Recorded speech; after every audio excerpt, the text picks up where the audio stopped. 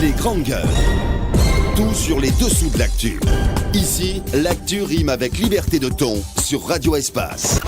Également sur nos radios partenaires, vous nous écoutez du côté de Kindia sur Kania Zik, mais aussi sur Espace TV. On en vient évidemment au sujet. Mesdames et messieurs, vous le voyez à l'écran, notre invité ce matin, Dr Béchir Barry, il faut le dire, représentant donc des occupants des lieux du côté de Cap-au-Rorail. On en parle encore ce matin. Les pelleteuses de l'État sont entrées donc en action sur le site directionnel de Coloma, en attendant donc vraisemblablement donc Kipé 2.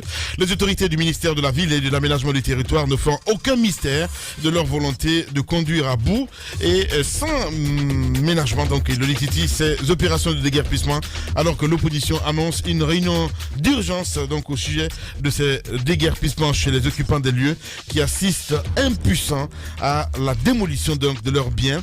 La colère et l'indignation ne cessent de monter. Nous essayons de comprendre ce matin avec M. Barry qui est notre invité. Mohamed Mara, on a écouté M. Kaba de Fidèle. Très honnêtement, à cette allure, j'ai bien peur pour ce qui va se passer parce que si c'est sur cette classe politique, celle que je vois en train de s'agiter actuellement, que les Guinéens comptent, on est loin de sortir encore de l'embrouillamini.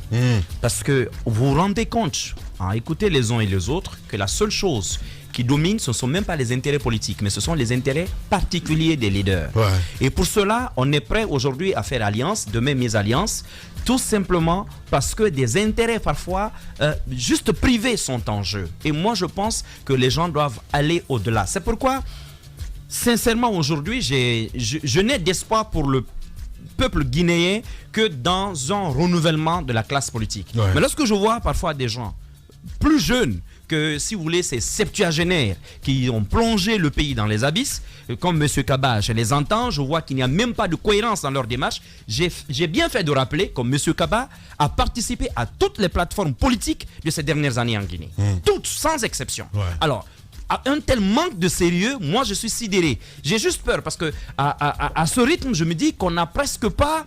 On n'a pas de visibilité sur le futur. Ouais. Et là, c'est inquiétant. Ouais. Et malheureusement, nous sommes dans un pays où les intellectuels préfèrent fuir, notamment la politique, parce que les gens ne veulent pas qu'on mette parfois leur intégrité morale en jeu, voire même parfois leur intégrité physique. On a laissé la politique à des personnes, parfois, qui n'ont pas de scrupules. Hier, c'était un discours, on va avoir la preuve tout à l'heure. Hier, c'était un discours. Aujourd'hui, c'est un autre discours. Et tout cela, selon les circonstances. Ici, les opinions changent autant de fois dans la journée que le climat ou que l'atmosphère. C'est ça le problème. Allez, on va se souvenir d'ailleurs. On parle de Cap-au-Rorail ce matin. Souvenez-vous, nous sommes en 1998. Le gouvernement a pris position pour indiquer que les populations devraient être déguerpies pour qu'on puisse ouvrir les routes. Vous avez vu la ville de Conakry où il y a d'énormes contraintes en raison notamment de l'urbanisation anarchique qu'a connue la ville. Il faut qu'on essaie de corriger ça maintenant parce que plus ça dure, plus ça coûtera cher. Dans cette confrontation entre les occupants illégaux des domaines et les forces de l'ordre, s'il y a eu des victimes, il ne faut pas mettre ça au compte des droits de l'homme. Les gens étaient prévenus, ils devaient quitter les lieux, ils ont occupé les domaines sans papier. Les grandes gueules. Voilà, à l'instant, même si c'est un peu inaudible. Vous avez entendu. Voilà. Vous avez entendu. C'était la cellule d'Alengalo. C'était la cellule d'Alengalo. Voilà pourquoi. C'est pas des droits de l'homme. Voilà pourquoi Lamine Guirassy, voilà pourquoi nous devons, dans notre pays, défendre d'abord les principes, les valeurs et les lois. Parce que sinon, ces propos-là, 20 ans après, quel discours? Cet homme, aujourd'hui, qui est devenu, si vous voulez, le chouchou de moins la moitié de la population guinéenne, quel autre discours il peut nous sortir aujourd'hui sur Cap-au-Rorail? Pendant ce temps, nos populations à Cap-au-Rorail ont été instrumentalisées. On a ethnicisé un débat qui normalement aurait dû dresser les Guinéens contre l'État pour d'abord trouver une solution pour ces familles-là. Mais au lieu de cela, j'ai même peur pour la suite de cette histoire de Cap-au-Rorail. Voilà, et on va revenir un peu, plus en avant, 2016, et là c'est le président Alpha Condé. Chers citoyens de Cap-au-Rorail, Cap-au-Rorail est une plaie ouverte qui n'est pas encore refermée. Il est du pouvoir du gouvernement de déguerpir des citoyens, mais cela se fait dans des conditions démocratiques, c'est-à-dire dans le respect des personnes et de leurs biens. En cas de nécessité de services et d'utilité publique, on peut déguerpir des citoyens, mais pas de façon sauvage comme cela a été fait à Kaproraï. Je sais qu'à cette époque, on a même traité les populations de Kaproraï de bandits, de gangsters, etc. Or, c'était des citoyens respectables.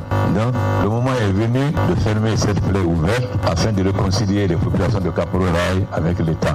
Donc, je dois présenter des excuses aux citoyens de Kaproraï, parce qu'ils ont été injustement agressés. Même si l'État avait le droit de déguerpir, il fallait respecter leur dignité et leurs droits. Nous allons faire en sorte que cette dignité et ces droits soient respectés.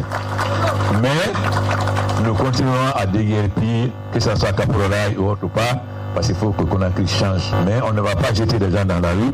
Nous allons d'abord faire des constructions, permettre aux gens de déménager.